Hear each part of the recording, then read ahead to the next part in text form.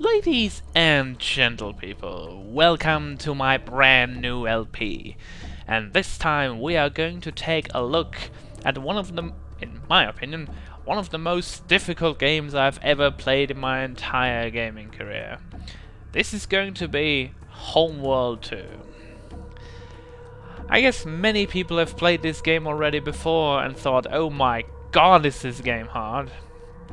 And honestly, I enjoy difficult games, although they can drive me nuts.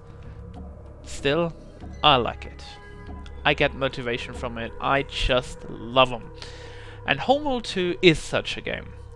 But why is it such a game? Is it because of some gameplay mechanics? Is it because of, well, just the actual game? Is it because of the story? Is it because of the AI cheats or anything? It has different reasons, and in the first few minutes I'd like to take the time to talk about this game a little bit, and my experience with it over the years. So, first things first, I haven't played Homeworld in multiplayer, because when I had the game I didn't have the internet connection that really allowed me to play online, so I didn't really do that. I've played a few times against a few friends of mine, but nothing too serious. So I can only talk from the single player perspective in this game, which I'm also going to show only. I'm not going to show multiplayer or anything, I'm just going to show you the single player campaign, the core of the difficulty that is this game. So why is Homeworld 2 actually so difficult, or why do I think it is so difficult? Well, there are a few reasons.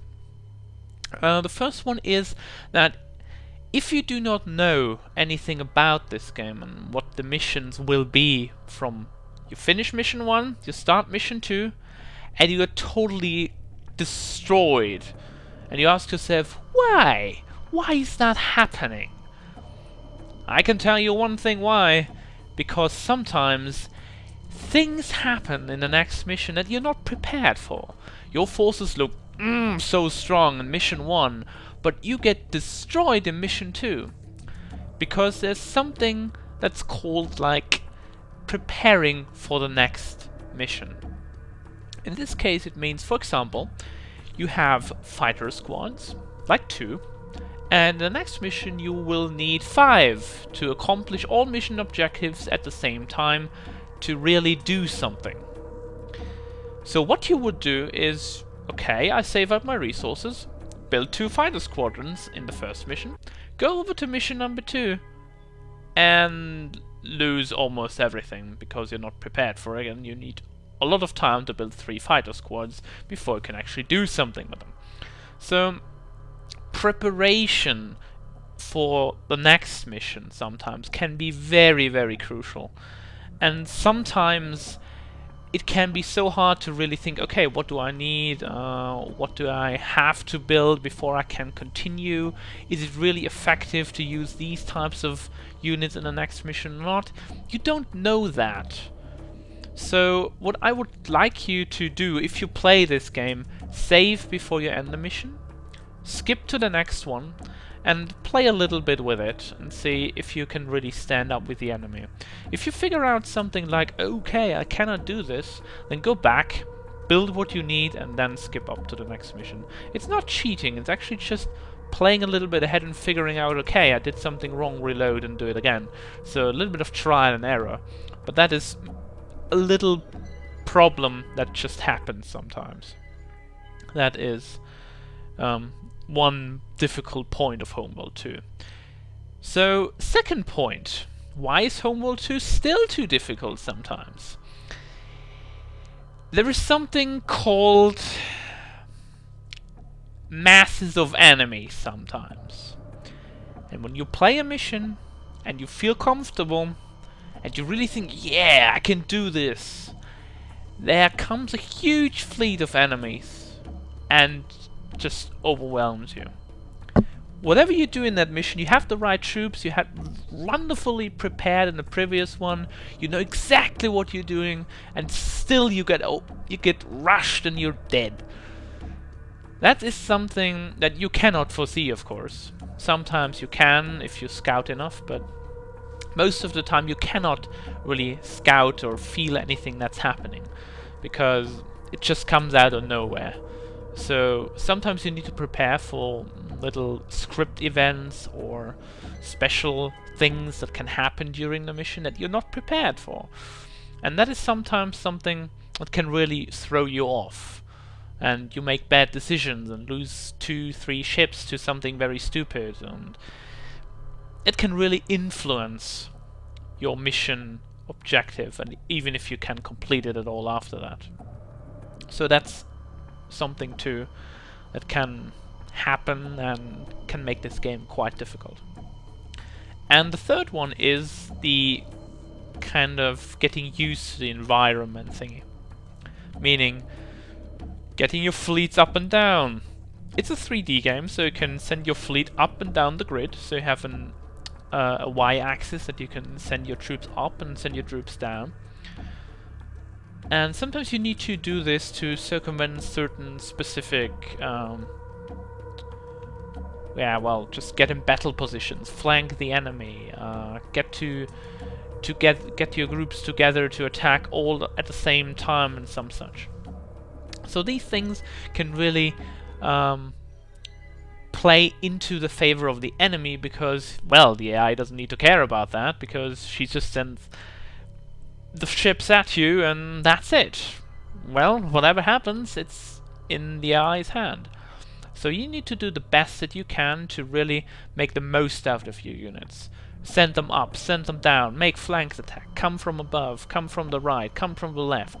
So really need to crush the enemy from all sides. Sometimes that's very effective. It doesn't need to do all the times, but sometimes it can be quite difficult. Reason number 4 why Homeworld is so difficult is that sometimes you have big ships, like a carrier or a battlecruiser, that can really put a hurt on you because it's so freaking huge and just so annoying. And you need to do something about it. But for some reason you can't figure out why you can't just destroy it. The main thing is, if you have like 2 or 3 bomber squadrons, you could, for example, disable the subsystems of a battlecruiser or a carrier, so it cannot produce troops, it cannot shoot with its main laser weapons. These are things that need to be done sometimes that new players do not know about. Or maybe they know about, but they don't do it in that battle because they fear that it might just take too long, and so they focus on the main ship, which sometimes is not the best idea. So disabling subsystems of big ships can be really important in the campaign. And sometimes even I forget that, and then I lose and I say, wow, okay, what the hell? But refining strategy and finding out things that you normally wouldn't, like shooting down subsystems and thus disabling weapons, thus making the target inert, not doing anything but just flying at you and being totally helpless, you can bring it down just like that, and that's so good. And there is another reason. Sometimes you will think you have the advantage, and then you just move on to the next place. And then some way along the line you say, I'm kind of running out of money. Why is that?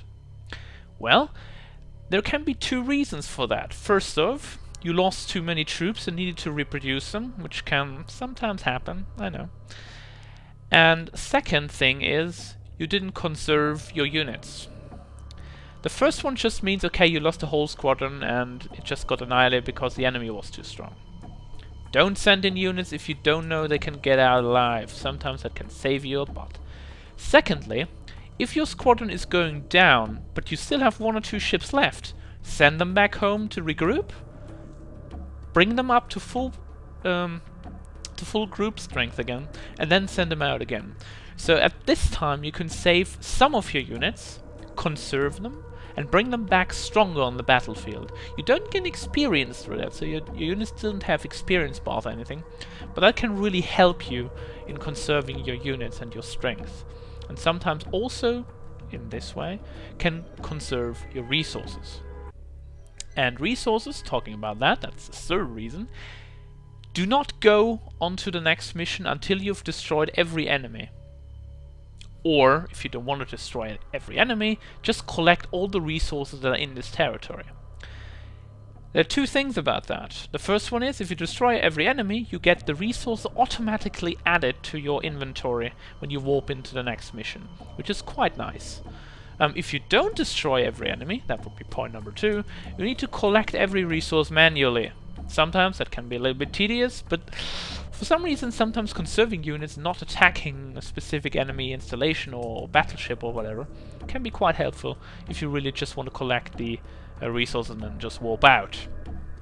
Can happen, but most of the time I tend to destroy all the enemies and then just move on, because that's most of the time the better solution, because I then have enough time to do my building up the force and upgrading them and whatever.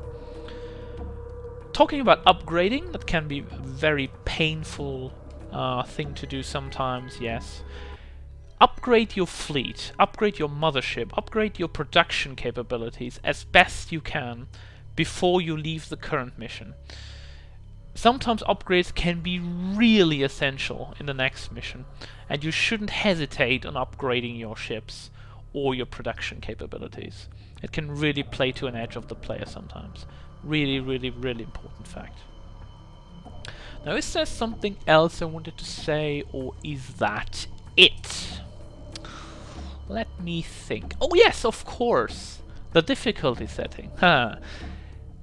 Problem there. Homeworld 2 does not have any difficulty settings. Oh yeah. So you play on a difficulty that is, I would say for most players, between hard and excruciating.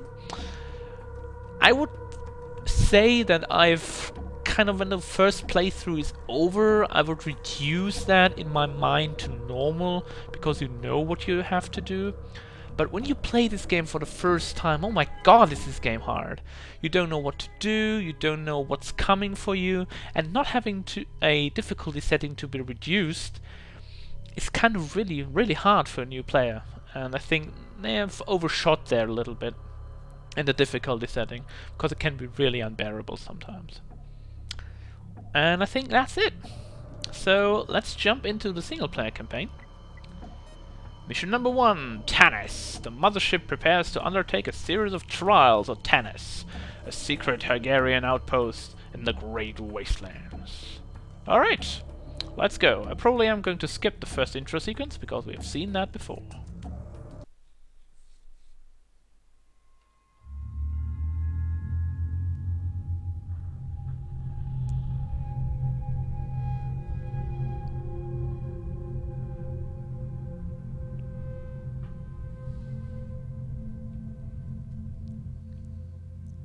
This is Tanis Control. We have visual contact with the core. Proceed with transfer. Trajectory and alignment confirmed. Take it to 115 and initiate capture procedures.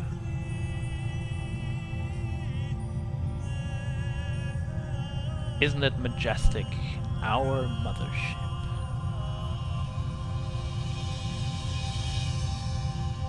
And we get inserted a very nice hyperspace core.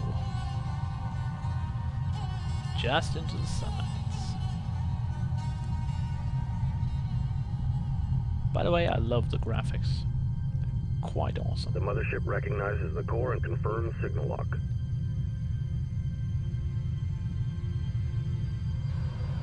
There we go. Eat it. Fleet Command online. Mothership status report. Engineering online. Stand by to initiate main engine sequence.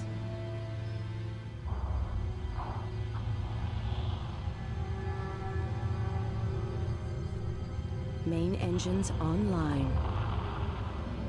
Engine test complete. All standard drives are operational.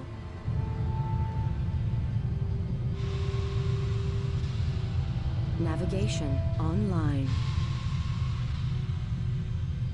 And with that little dude The flying mothership around. is standing by.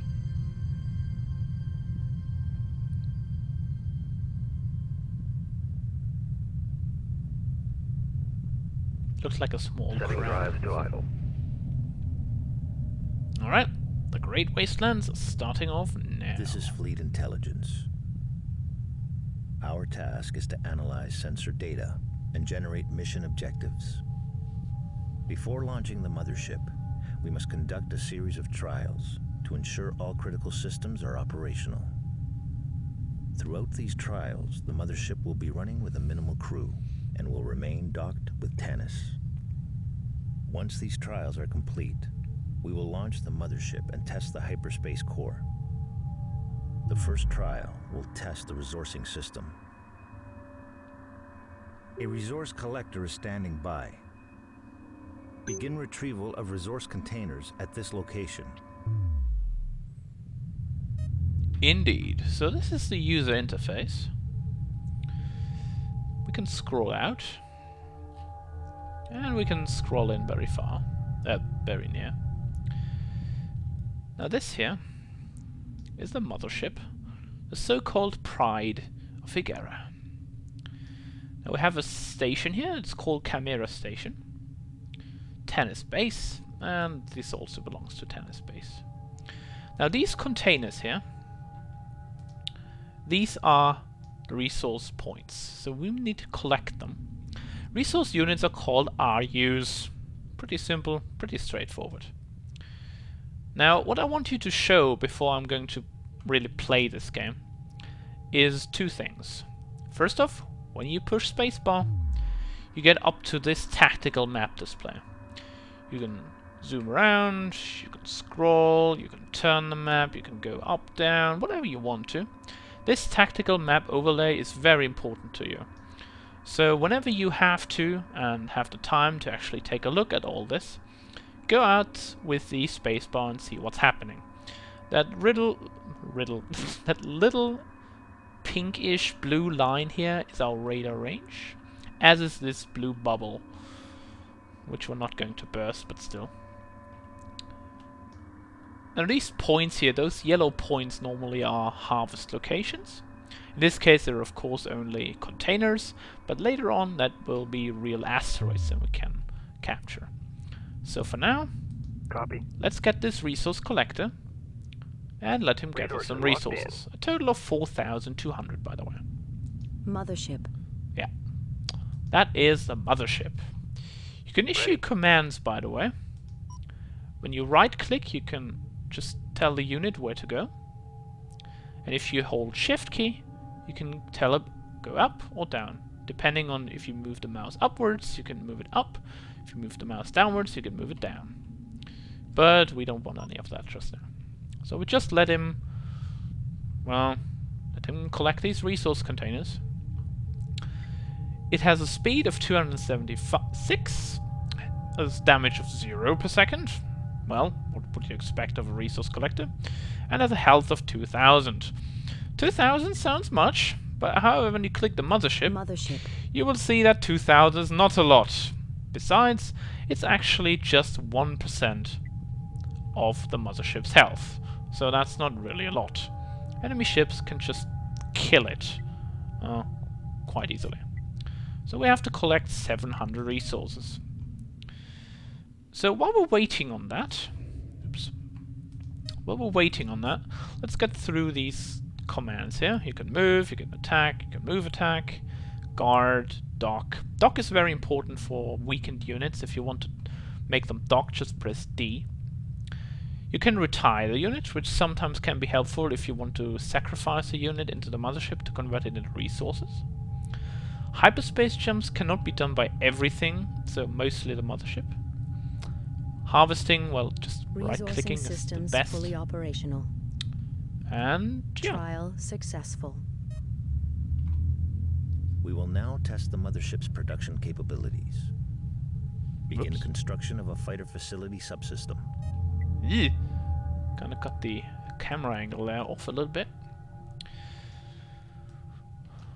So, a fighter subsystem.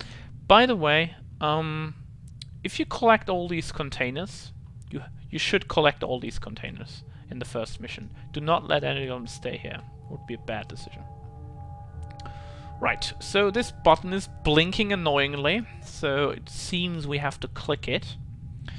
So you now see the Pride of Higera here. sometimes you can switch between different ships, but right now we only have one ship with production capabilities. It has one module slot, which is probably the resource drop-off slot. And now we're gonna add a fighter facility to it, just by clicking on Production it. underway. The progress can be seen down here, which I suppose you can also put somewhere on the left-hand side, but I'm not too worried about that right now. And you can pause, of course, because your resources up here get drained while you build stuff. So it's not just build resources down and it's building. It's gonna drain the resources gradually. So think about what you do and when you do it. Now let's go back to this little menu here. We can issue a sensor ping, which is not really useful for single player anyway. We could set an electromagnetic pulse. We can add a defense field later on by frigates. We can cloak ships later on, confirm things, scuttle. We can set a rally point, to objective actually, object. We can set a rally point, a normal rally point, so somewhere in space. We can deploy mines, or we can repair. Fighter facility complete. And that's the fighter facility, by the way. Subsystem complete. Engineering is online and ready for fighter production. To test basic combat capabilities, construct an interceptor squadron. Interceptor squadron. I love interceptors, trust me. I love Mothership. The mothership, by the way, does a little bit of damage. Not much, but at least a little bit. So this is the fighter facility here. And if we scroll to the other side... No, that's inside here. That's the resource drop point. Now, we want to build an interceptor squadron. So, you can build things just as you have built the fighter facility. Production underway. You can click at it, but you can add multiple squadrons. But we don't want that right now. We just want to build one, because we want to wait until all these resources are gathered to think what we might do next. We could show all facilities, so we can just do this here. But for now, we're satisfied with having the fighter facility and thus being able to produce interceptors. You can also see how many units you will get by seeing these small rectangles here. So we get 5 interceptors with 1 squadron. Complete. Stand by to begin combat trials. Indeed. Perimeter Station Chimera will assist by providing target drones. The drones are located here. Use the interceptors to destroy the target drones. Now, we've added a new objective here, which seems to be destroy the target drones. So now I can show you a little bit more about this interface. Red things are obviously bad, because in this case it means they're enemies. Confirmed. So there are 2 different things what you can do by just clicking on them. Right click, it would make 1 target, or mark 1 target. You can click on them, and then your squadron is moving. However, what you can do, and what you should do, is just wait on. You can hold the control key and drag a box around these things. So whenever they are killed one of these things, they continue fighting until they've destroyed every single one of the units you just, well, boxed, so to speak. This will be quite helpful later on. Now, since I don't have that much time left on this video, I'm going to end it right here. So when we come back, folks, I'll be showing you why it is important to build more stuff than just one. So, let's scroll back to our interceptors, get into focus, and see these wonderful ships floating in space. Yeah, whoopsie daisies. Ugh. I'm a little bit fast on the keys, it seems. So, see you then, folks.